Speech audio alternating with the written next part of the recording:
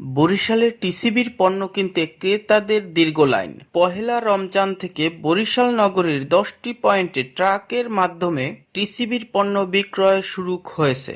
প্রতিটি স্পটেই নিম্ন মধ্যবিত্ত পরিবারের দীর্ঘ লাইন দেখা গেছে, কিন্তু পয়েন্টগুলোতে চাহিদার তুলনায় ট্রাকে পণ্য কম থাকায় বেশিরভাগ মানুষকে খালি হাতে ফিরতে হচ্ছে।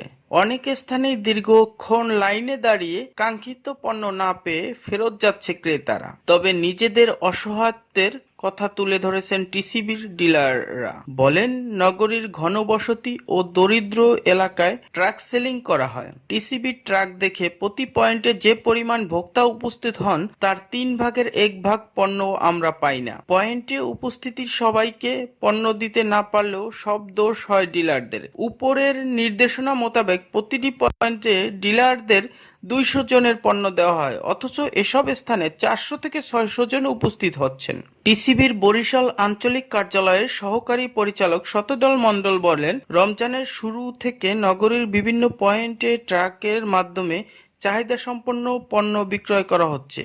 এতদিন প্রতিটি ট্রাকে 200 জনের পণ্য দেওয়া হলেও সামনের দিকে এর পরিমাণ দ্বিগুণ করা হবে, অর্থাৎ 400 জনের জন্য পণ্য দেওয়া হবে। এছাড়াও 10টি উপজেলায় ট্রাক সেলিং কার্যক্রম নেওয়ার সিদ্ধান্ত নিয়েছেন। বরিশাল থেকে মোহাম্মদ পারভেজ শিকদার, নিউজ ডেস্ক, বিজলি টিভি।